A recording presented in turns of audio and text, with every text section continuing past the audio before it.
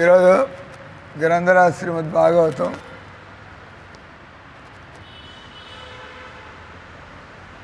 Are you fans of no mic? 11వ స్కందం 8వ అధ్యాయం 22 నుంచి 27 శ్లోకాలు.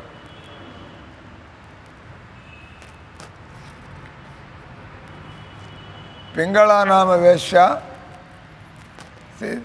విదేహ నగరే పురా తస్యామే శిక్షితం కించిత్ నిబోధ నృపనందన సా స్వైరణ్యే కదా కాంతం సంకేత ఉపనేష్యతి అభూతకాలే బహిర్ద్వారే బిభ్రతి రూపముత్తమం మార్గ ఆగచ్చతో వీక్ష పురుషాన్ పురుషర్షభ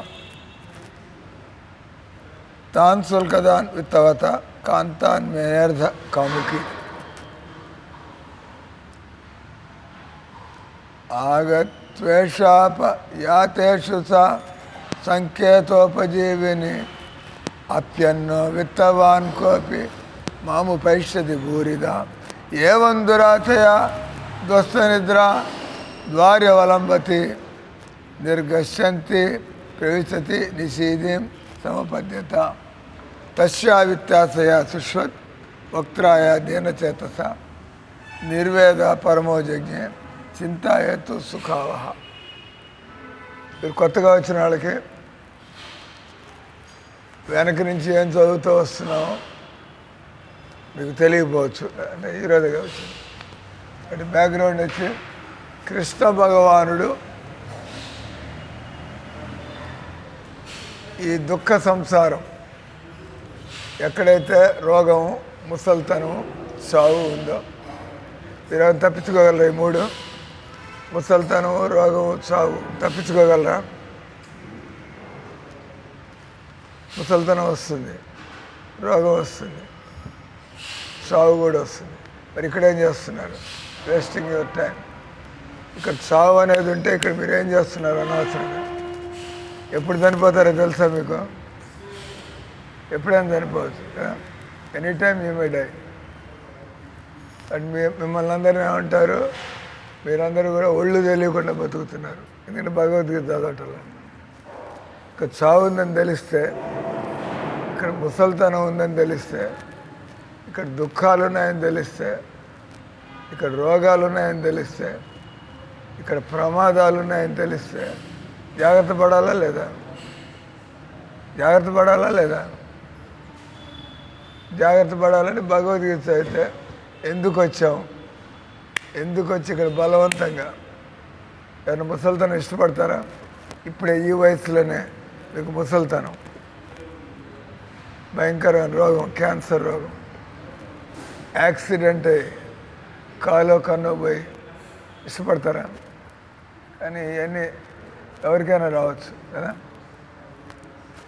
కాబట్టి మీరు భగవద్గీత చదవట్లేదు కాబట్టి మీరు పశువులాగా, పశువులకి అవి జంతువులు ఎత్తుకుంటూ తిరుగుతుండే ఇక్కడ ఏం తినాలా, ఏం సుఖపడాలా. సో మీరు కూడా అంతే. వీళ్ళు మీకంటే మేలు, ఇలా కొద్దిగా అర్థమైంది. జాగ్రత్త పడుతున్నారు ముందరే. ఎప్పుడు ఏం రోగం వస్తుందో తెలీదు, ఎప్పుడేం ప్రమాదం వస్తుందో తెలీదు. ముసలితనాన్ని తప్పించుకోలేము. రోగం రాకపోవచ్చు, ప్రమాదం జరగకపోవచ్చు, కానీ ముసలితనం మాత్రం పుట్టినప్పటి నుంచే చావడం కూడా ప్రారంభమైంది కదా. ఎన్నేళ్ళు మీకు? 17 ఏళ్ళు మీ జీవితంలో పోయింది. ఎవరు ఆల్రెడీ చావుకు మీరు ఎన్నేళ్ళు దగ్గర పడ్డారు? 17 ఏళ్ళు దగ్గర పడ్డారు. అయిపోయింది కదా. మీకు 70 ఏళ్ళకి చావు రావాలనుకోండి, 17 ఏళ్ళు అయిపోతే ఇంకెన్నాళ్ళు ఉంది? 70 ఏళ్ళలో 17 ఏళ్ళు పోతే 53 ఏళ్ళు. అంటే మీరు చావుకు 15 ఏళ్ళు దగ్గరకు వచ్చేసారు. ఇంకో 40 ఏళ్ళు పోయిందంటే ఇంకో 20 ఏళ్ళు, 50 ఏళ్ళు చావుకు దగ్గరకు వచ్చారు. మీకు 65 ఏళ్ళు వచ్చాయండి, ఇంకా 5 ఏళ్ళే మిగిలాయి చావుకి. 70 ఏళ్ళు బతికితే అది మనకి తెలియదు. 70 ఏళ్ళు బతుకుతాం. మా మందిరంలో ఎంతోమంది 45 ఏళ్ళు చనిపోయారు, 55 ఏళ్ళు చనిపోయారు. నాకు 70 ఏళ్ళు వచ్చేసినాయి ఆల్రెడీ. వెయిటింగ్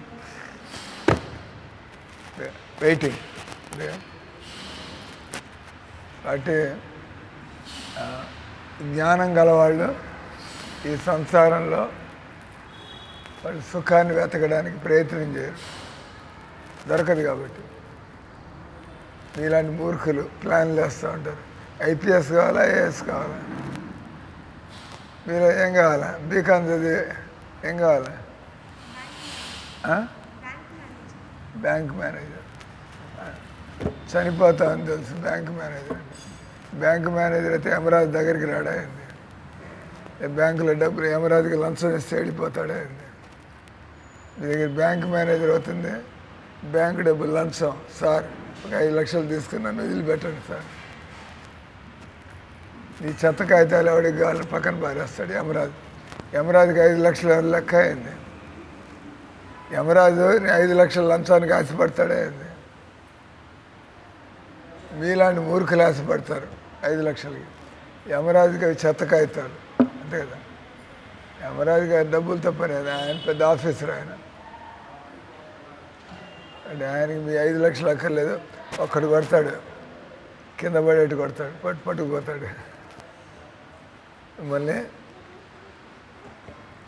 యమలోకానికి పట్టుకుపోతాడు. అక్కడ మీరు చూసిన సినిమాలకి, మీరు తిన్న మాంసాహారానికి, మీరు ఆడిన చెత్త ఆటలకి, వీటన్నిటికీ కొరడా తీసుకుని కొడతాడు. బుద్ధి ఉందా లేదా? నువ్వు భగవద్గీత ఎందుకు చదవలేదు? నువ్వు దేవుడిని ఎందుకు తెలుసుకోలేదు? నువ్వు ఆనందం అంతా దేవుడితో ఉంటే పిచ్చి కుక్కలాగా ఎందుకు బతికా బయట ఎత్తుక్కుంటా? ఒక్కొక్క కొడుతూ ఉంటాడు, అడుగుతూ ఉంటాడు ప్రశ్న, కొరడాతో కొట్టి కింద పడతాడు. అంటే కొరడాతో కొడితే నిలబడగలరా అండి? ఒక్కడు కొట్టాడు, తిప్పి పట్టుకుంటాడు, కింద పడిపోయి. భగవద్గీత ఎందుకు చదవాలా? ఏం జవాబిస్తారు? మీ అమ్మ చెప్పలేదు, మీ నాన్న చెప్పలేదు, మీ గురువులు, మీ టీచర్ చెప్పలేదు. వాళ్ళకు కూడా ఇదే గతి. మీకు పట్టిన గతే వాళ్ళకు కూడా పడుతుంది. అంటే వాళ్ళు కూడా చదవలేదు కదా. ఒక ఆయన వాడు జోకేశాడు, నువ్వు నరకానికి పోతావు అన్నాడు. ఆ తర్వాత నీ మొగుడు కూడా నీతో నరకానికి వస్తాడు, మీ అమ్మ కూడా నరకానికి వస్తుంది. ఈ తెలివితేటలు ఉపయోగించి, ఓహో మా కుటుంబం అంతా మళ్ళీ నరకంలో కలుసుకోవచ్చు కదా, మా కుటుంబం అంతా కూడా మేము నరకంలో కలుసుకోవచ్చు కదా. నరకంలో మీకే అక్కడ కూర్చోబెట్టి భోజనం ఏమి బెటర్? జైల్లో మీకు కూర్చోబెట్టి భోజనం పెడతారా అండి? ఇప్పుడు ఆయన జైలుకి వెళ్ళారా చూడ్డానికి? జైల్లో వాళ్ళ చేత వెట్టి చాకిరీ చేయించి అంత సంకటనం పడేస్తారు. వాళ్ళకు చాపిచ్చి కటిక నేల మీద పడుకోవాలి. ఈ జైల్లో కూర్చోబెట్టి అన్ని సౌకర్యాలు ఇస్తారని అప్పుడు అందరూ జైలుకి పోతారు. అంతే. జైల్లో అన్ని సౌకర్యాలు ఉంటే మనం ఎందుకు కష్టపడి పని చేయాలి? ఒక నేరం చేస్తే జైల్లో పోయి కూర్చోవచ్చు ప్రశాంతంగా. వాళ్ళు ఏసీ రూమ్ ఇస్తారు, మనకి చక్కటి భోజనం పెడతారు. అప్పుడు అందరూ జైలుకే పోవాలని చూస్తారు. జైలుకి ఎందుకు పోరు? జైల్లో మిమ్మల్ని తిడతారు, మిమ్మల్ని అవమానం చేస్తారు, అతను మీరు సంకట పెడతారు రోజు. అతను మీ చేత కూలి పని చేయిస్తారు, తోటల్లో బాత్రూములు క్లీన్ చేయించి. జైల్లో మీకు రూమ్ ఇచ్చి వేరే వాళ్ళతో క్లీన్ చేయిస్తారు, మీ చేత క్లీన్ చేస్తారు. అంతే కదా. జైలు అనగానే టఫ్ లైఫ్ అనే కదా. జైలు టఫ్ లైఫా, ఈజీ లైఫా? Tough life. వీళ్ళంతా జైలు చూసి వచ్చిన వాళ్ళే. జగన్ అన్న, మీ చంద్రబాబు నాయుడు అంతా జైల్లో కూర్చుని వచ్చిన రకాలు చేసిన పాడు పనులకి. కాబట్టి యమరాజు దగ్గరికి వెళ్తే అక్కడ ఇంకా ఎక్కువ ఉంటుంది. పెద్ద పెద్ద నేరాలు చేసిన వాళ్ళు, చిన్న నేరాలు చేస్తే ఒక పనిష్మెంట్, పెద్ద నేరాలు చేస్తే యమరాజు దగ్గర పనిష్మెంట్. అదే అటు పాయింట్ వచ్చి ఇక్కడ ఈ సంసారంలో మీరు ఎప్పుడు మర్చిపోమాకండి. నిద్ర లేవగానే దేవుడి మొహం చూడకపోతే ఏం అశుభం జరుగుతుందో మనకి తెలియదు కదా.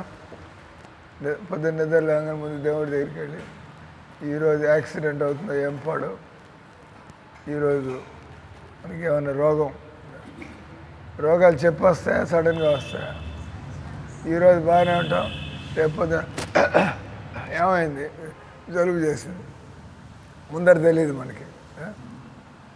రోగం టక్కన వస్తుంది, అప్పుడు తెలుస్తుంది ఎందుకు కొద్దిగా గొంతు వాచినట్టుంది. అటు రోగాలు చెప్పకుండా వస్తాయి, ప్రమాదాలు కూడా చెప్పకుండా వస్తాయి. అట్లాగే ముసలితనము, చావు కూడా. కాబట్టి తెలియగలవాళ్ళు మాలాంటాడు, తెలియగలవాళ్ళు ముందరే జాగ్రత్త పడతారు. మీకు దాహం వేస్తుంటే అప్పుడు బావి తవ్వడం ప్రారంభిస్తే ఇలా వెళ్ళిపోతారు. బాగా దాహంగా ఉన్నప్పుడు బావి తవ్వక నీళ్ళు తాగమంటే ఏమవుతుంది? ఆ బావి తవ్వడానికి ఎన్ని రోజులు పడుతుంది? నీళ్ళు పడతాయా పడవా? అవునా కదా. అంటే ముందు జాగ్రత్త. తెలియగల వాళ్ళు ఎప్పటికప్పుడు ముందు జాగ్రత్త పడుతూ ఉంటారు. మీకు 17 ఏళ్ళు వచ్చాయి, చావు ఉందని మీకు ఇంకా తెలియదు. చావు ఉందని తెలిస్తే టైం ఎందుకు వేస్ట్ చేస్తున్నారు? చావు ఉందని తెలిస్తే మిమ్మల్ని అందరిని అంటారు కాదు, ఇప్పుడు తలుపులన్నీ వేసి మిమ్మల్ని అన్ని కాలు చంపుతామంటే పారిపోతారా లేదా? ఈ గది తలుపులన్నీ వేస్తాం, అది మేము ఒక్కొక్కరిని నిలబెట్టి కాలు చంపుతామంటే ఏం చేస్తారు? వెంటనే లబ్బో దిబ్బో పరిగెత్తరు. అవునా కదా. కొడతామన్నా కూడా పారిపోతారు. మిమ్మల్ని అందరినీ గదిలో పెట్టి మనం కర్ర తీసుకొని చితక బాస్తామంటే ముందరే ఆ గది తలుపులు వేసే లోపల కర్ర ఎన్ని వచ్చే లోపల ముందరే పారిపోతారు. అవునా కదా.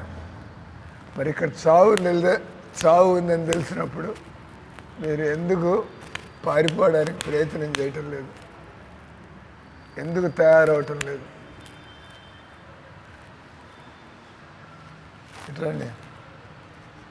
రాజశేఖర్ ఫోన్ వచ్చిందా మీకు? రాజశేఖర్ ఫోన్ వచ్చిందా లేదా? రాజశేఖర్ ప్రభు ఫోన్ వచ్చిందా లేదా?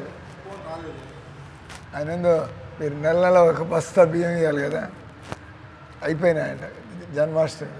నేను చెప్పా దామోదర్ ప్రభు ఫోన్ చేయవా, ఆయన అవసరం ఉన్నప్పుడు చెప్పమన్నాడు, కనుక్కోండి, వస్తాయి కలుసుకోండి, దండం పెట్టుకున్న తర్వాత ముందు పోండి. ఈయనకి రైస్ మిల్ ఉంది, రైస్ మిల్ ఓనర్. మరి ఎట్లా సార్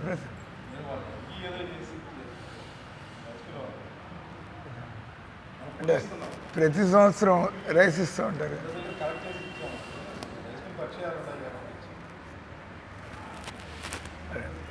కాబట్టి మీకు చెబుతుంది,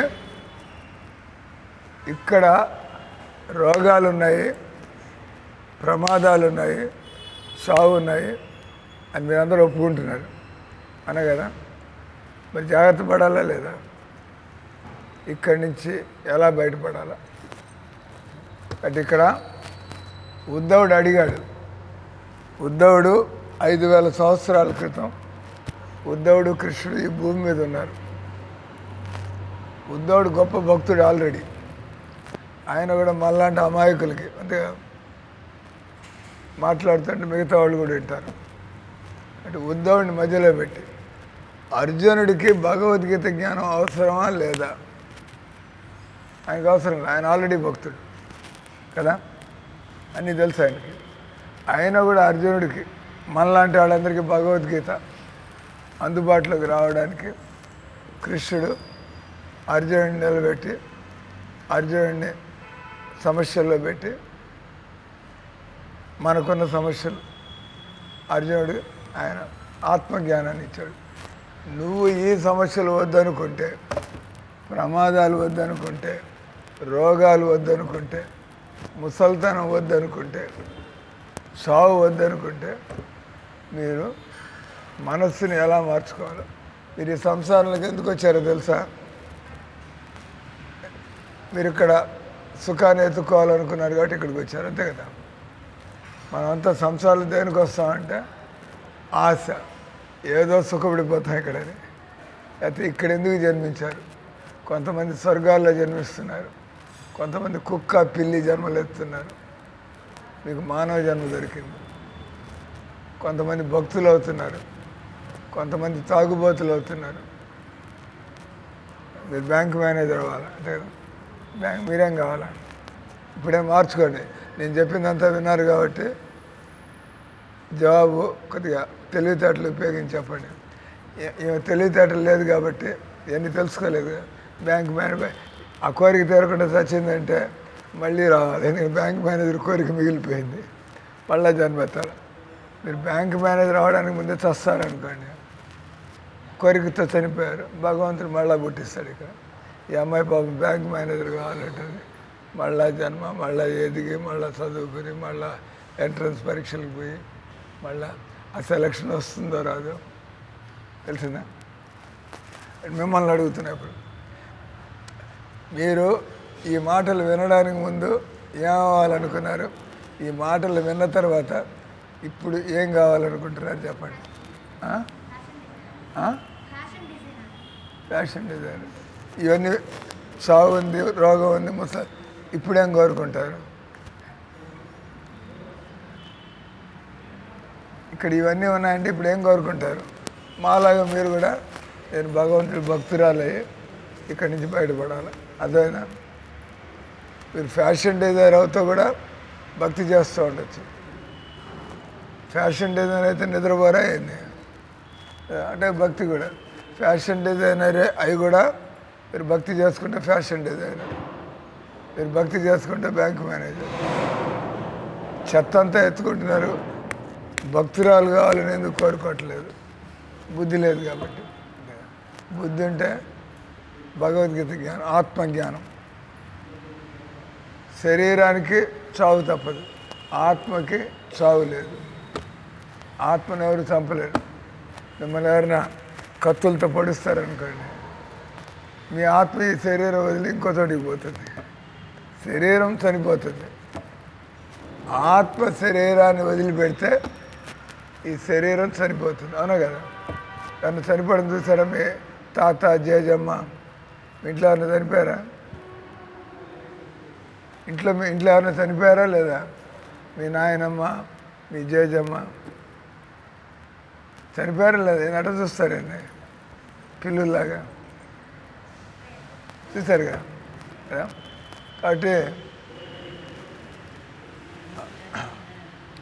కాబట్టి మనకి అన్నీ వదిలిపెట్టిపోవాలి. మీరు సంపాదించిన ఆస్తులు, మీ సంబంధాలు అన్నీ వదిలిపెట్టిపోవాలి. ఆయన వదిలిపెట్టాడు యమరాజు. కాబట్టి హిందువులు తగ్గ ఉదయాన్నే లేవగానే జపాలు, పూజలు, ఆ తర్వాత సంపాదన. తర్వాత హిందువులు సిగరెట్లు, సారాయి, మాంసాహారం. ఎంతమంది వచ్చారు మీరు కలిసి? 3 4? ఎంతమంది వచ్చారు కలిసి? 5. ఈ 5 మాంసాహారం ఎవరు తింటారు? అబద్ధం చెప్పకుండా. మాంసాహారం ఎంతమంది తింటారు? చేతులు ఎత్తండి. గుడ్లు, చేపలు, మాంసం. గుడ్లు, చేపలు, మాంసం.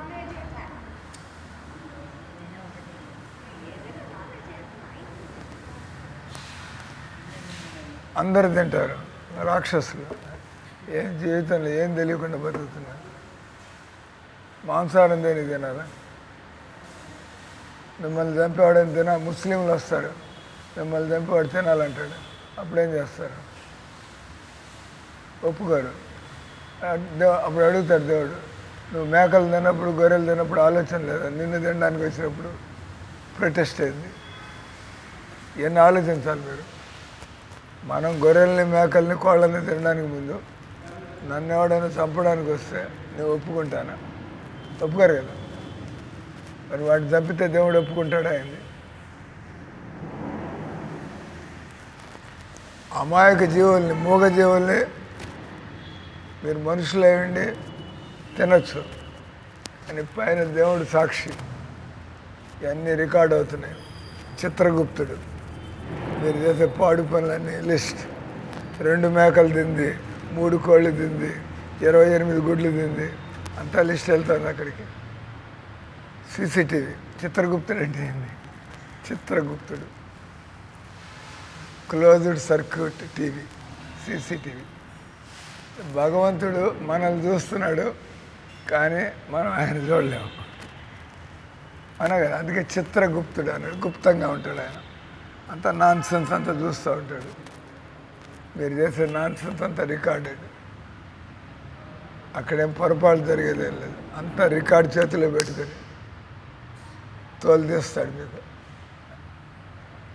అన్యాయం ఏం చేయడు. ఈ అన్యాయాలు అక్రమాలన్నీ భూమి మీద. యమరాజు ఏమైనా అన్యాయం చేస్తాడండి. యమరాజు అన్యాయం చేస్తే జగన్నాథుడు కొడతాడు యమరాజుని. యమరాజు అన్యాయం చేస్తే ఫైనల్గా జగన్నాథుడు ఉన్నాడు, కృష్ణుడు. కృష్ణుడు యమరాజుడు సమానమా? కృష్ణుడు ఎక్కువ, యమరాజు తక్కువ? చెప్పండి. మోడీ గారు, చంద్రబాబు నాయుడు, వీళ్ళిద్దరిలో ఎవరికి పవర్ ఎక్కువ ఉంది? అంతే కదా.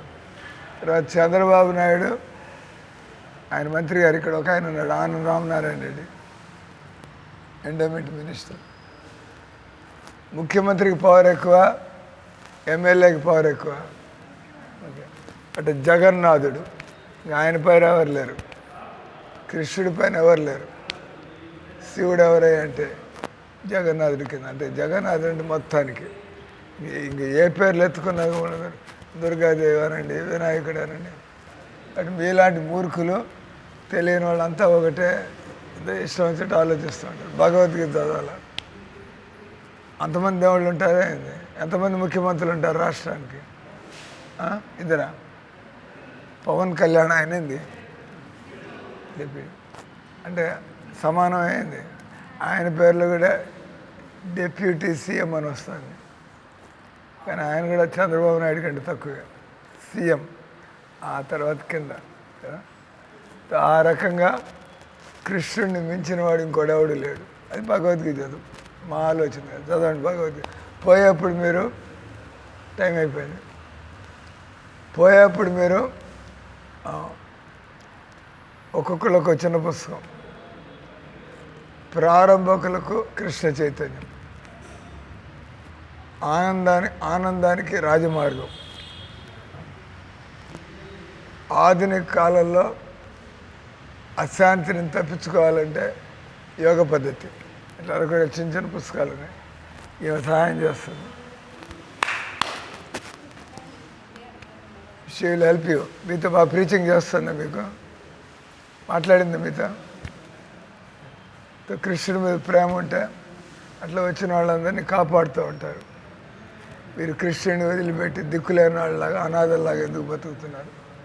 మీరు కూడా కృష్ణుడితో సంబంధం పెట్టుకోండి, సుఖంగా బతకండి, మీరు బుద్ధిమంతులు కండి. అర్థమైనా? అంటే టు క్లోజ్ ది క్లాస్, ఉద్ధవుడు మీలాంటి అమాయకులు, అజ్ఞానులు, మూర్ఖుల్లాగా ఆయన నాటకం చేస్తూ, ఆయన మూర్ఖుడేం కాదు. ఉద్ధవుడు అంటే భగవంతుడి యొక్క మిత్రుడు. మిమ్మల్ని ఎవరిని అడిగితే కృష్ణుడి ఫ్రెండ్స్ ఎవరంటే అర్జునుడు కృష్ణుడి ఫ్రెండ్, ఉద్ధవుడు అర్జునుడు కృష్ణుడి ఫ్రెండ్. కనీసం ఈ విషయం నేర్చుకోండి ఈరోజు. ఎవరిని అడిగితే కృష్ణుడి ఫ్రెండ్స్ ఎవరని, పాండవులు కదా.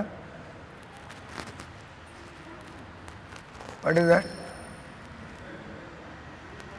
ప్రశ్న. What is your question?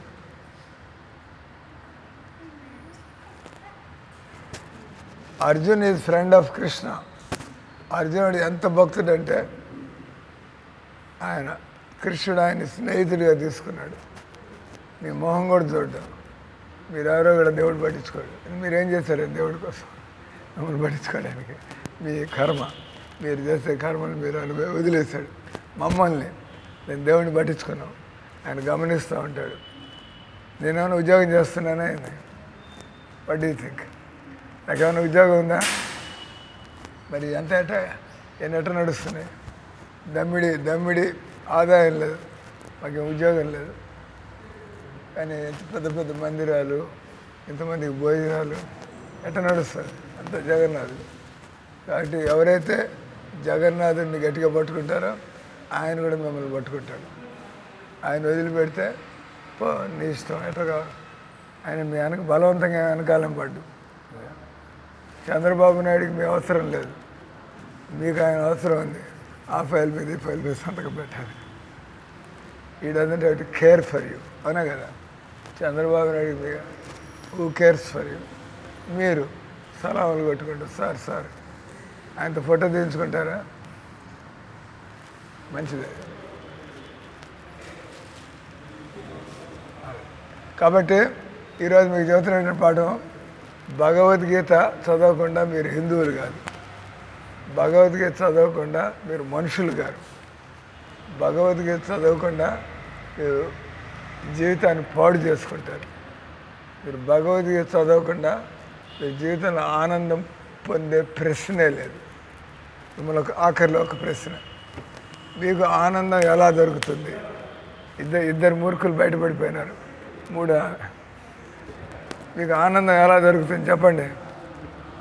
ఈ ఫ్యాషన్ డిజైనర్ అంట, ఈ బ్యాంక్ మేనేజర్ అంట, మీకు ఆనందం ఎలా కలుగుతుంది చెప్పండి? ఆనందం చూడండి, కనీసం ఒప్పుకుంటుంది మూర్ఖురాలు సార్, తింటే ఆనందంగా దొరుకుతుందా? బ్యాంక్ మేనేజర్ అయితే ఆనందం, పని చేయాలి అక్కడ, ఆనందం దొరకదు, పని పని పని. మీకు ఆనందం కావాలంటే దేవుడితో సంబంధం పెట్టుకోవాలి. దేవుడు ఎప్పుడు ఆనందంగా ఉంటాడు. మీరు ఆయన చుట్టూగా తిరుగుతుంటే ఆటోమేటిక్గానే మీకు కూడా ఆనందం. దేవుణ్ణి ఆనందం అన్నారు, ఆనంద స్వరూపుడు. మీరు ఎంత ఎక్కువ దేవుడిని పట్టించుకుంటే అంత మీకు ఆత్మానందం. బయట ఆనందం అనేది ఆనందం కాదు, దొరకదు. మీరు ముసలాళ్ళు అయిపోతే ఇంకేం ఆనందం, రోగం పాలైతే ఏం ఆనందం ఉంది, అవునా కదా? కాబట్టి అందరూ ఫెయిల్డ్, ముగ్గురు ఫెయిల్డ్.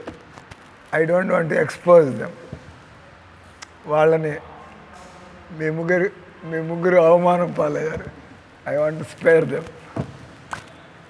అందరూ చేతులు ఎత్తారండి. హరే కృష్ణ హరే కృష్ణ హరే కృష్ణ కృష్ణ కృష్ణ హరే హరే, హరే రామ్ రామ్ రామ్ హరే. అందరికీ కార్డు, జపమాల. మీరు ఇక్కడ ఉండి పుస్తకాలు చూడండి, 1 గంట దాకా జపం చేసుకోండి. నేను ప్రశ్నలు ఉంటే వీళ్ళందరినీ కూడా బాగా రోజు క్లాసులు వీళ్ళందరికీ నేర్పిస్తున్నాం. ఈయన మీ టీచర్, హెడ్ మాస్టర్. అయిన తర్వాత హరే కృష్ణ. అందరు ప్రసాదాలు తీసుకోండి.